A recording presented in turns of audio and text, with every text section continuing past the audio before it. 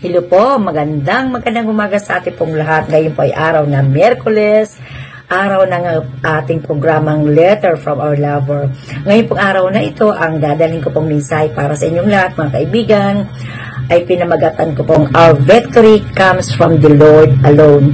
Ninako ko po sa Zechariah chapter 4, verse 6. Ganito ang sinasabi ng NIV version.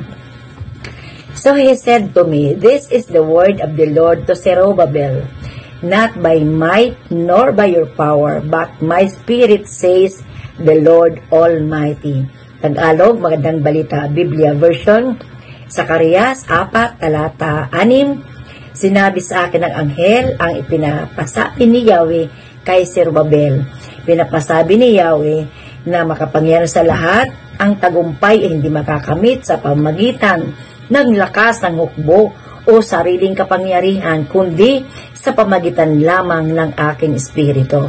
So, lagi pong pinagpapala ng Diyos ang kanyang salita. Tayo po'y saglit na manalangin. Lord God, nagpupuri kami, nagpapasalamat sapagkat minsan pa po kami narito sa inyong harapan upang hingin namin ang mayaman bendisyon mula sa iyo, upang ang aming pag-aaral na ito yung mga salita ay magkaroon ng kabuluhan, magkaroon ng kaayusan, at nandoon po ang gabay ng Banal na Espiritu. Salamat po, O Diyos. Ito po aming samang panalangin sa pangalan ni Jesus. Amen. Glory to Jesus. Glory to God. Meron po ba kayong pinaplanong magtayo ng negosyo, mag-abroad? Kung kayo naman po ay mga mananampalataya o Kristiyano, mayroon po ba kayong planong mag-misyon? Mayroon po ba kayong plano mag-aral para sa sarili mo? May mga pangarap po tayong na gusto natin matupad, ngunit may mga struggles, may mga challenges kang nararanasan, at marahil naiisip mong para hindi mo kaya. Walang budget, may mga nadidiscourage sa atin. Makakaya ko kaya ito? Amen? At sasabihin mo, wag na lang kaya ko ituloy. Friends, brothers and sisters, when life gets hard, don't know what to do, whom to turn to, who do you approach? Our text today is for you. Hindi mo kaya sa sariling lakas at kakayahan. We will not overcome by our might and power, but by Spirit of God. In other words, not by our strength, mind, power, not by our resources we bring to the table.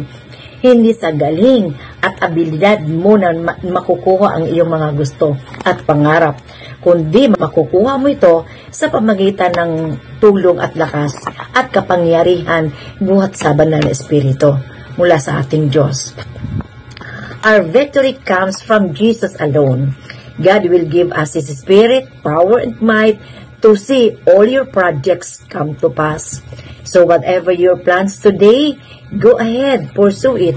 Kapag magandang plano at naayon sa kalooban ng Diyos, tutulungan ka magtagumpay, makamit ang mga magagandang proyekto mo para sa sarili, para sa pamilya, at para sa Diyos.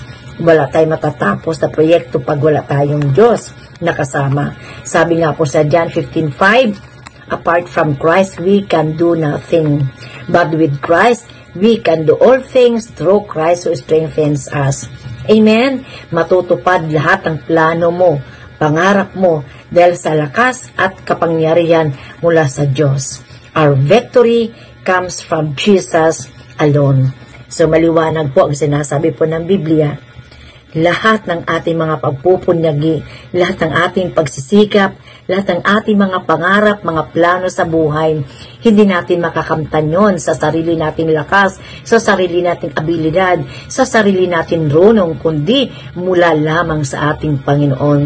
Amen? Kaya napakahalaga po yung lagi po tayong titiwala sa Diyos, lagi tayong nananalangin, lagi tayong tumatawag sa Kanya upang hingin sa Kanya ang tagumpay natin sa lahat ng ating mga plano at proyekto sa ating buhay. Alam ko po na marami po sa atin ang may mga pangarap, may mga plano para sa ating pamilya, para sa ating Pilipinas, sa ating bansa, para sa ating community. Di po ba? Pero sabi nga po, hindi natin makakamtan ang ating mga pangarap, ang ating mga gusto kung ito ay sa sariling lakas natin upang tayo magtagumpay, upang huwag tayo manangan sa ating sariling lakas, sa ating dunong, sa ating mga abilidad, kundi magdepende po tayo sa ating Panginoon sapagkat siya, sabi nga po sa ating pamagat, our victory comes from the Lord alone, nothing more, nothing less. Kay Lord lang ang ating tagumpay. Amen. Kaya dahil na kay Lord ang tagumpay, lagi mong ilagak ang iyong buhay sa ating Panginoon. Dagdagan pa pong ating tiwala, pananampalataya araw-araw upang ang ating mga pangarap, upang ang ating mga proyekto sa buhay, pampamilya, pansarili ay ating makakamtan. So praise God. So maraming salamat po at ngayong umaga, magpasalamat tayo sa ating Panginoon Lord. Nagpupuri kami, nagpapasalamat sa iyo sapagkat lagi po kayo Lord nagbibigay sa amin ng tagumpay. At sabi mo nga po, lahat ng aming tagumpay, hindi po mula sa aming sariling lakas o abilidad o dunong. Ito lahat ay mula sa iyo sa pamagitan ng Espiritu Santo mula sa iyo, Panginoon. Kaya umaasa po kami, ano man ang aming mga gagawin para sa iyo, para sa aming kapwa, para sa aming sarili at maging sa aming pong bansa. Lord, salamat sa amin sapagkat makakamtan po namin to dahil sa kapangyarihan, dahil sa lakas na kaloob mo sa amin lahat. Kaya ngayon umaga, lalo kami, Lord, magtiwala sa iyo, manahan sa iyo, at lagi po kaming tumawag sa dakilang pangalan mo, sapagkat sa iyo ay laging may tagumpay. Kaya Lord, tinatagubilin ko po ang aming tagapakinig ngayong umaga. Pagpalain niyo po ang mga buhay po nila. May mga pinagdadaanan po sila, mga kabigatan, suliranin sa buhay. Salamat, inaangkin po namin ang lahat ng katugunan ng aming mga panalangin. Kaya ngayon umaga, tanggapin niyo po ang aming pasasalamat, papuri, pagdakila, pagpaparangal sa tanging pangalan ni Jesus, aming Panginoon. Amen. Amen. Glory to God. Glory to Jesus. Salamat po mga kaibigan. Hanggang dito na lamang po at pagpalain po tayo ating Panginoon. Shalom everyone. Bye-bye. Hello! Naway na pagpala ka ng salita ng Diyos na iyong napakinggan sa programang Letter from Our Lover ngayong araw na ito. Pwede ba naming malaman kung gaano ka na-bless sa video na ito? I-like lamang po ito at huwag magkatubiling i-comment kung gaano ka na-bless. Huwag din kalimutan na mag-subscribe para sa marami pang nakaka-inspired na content.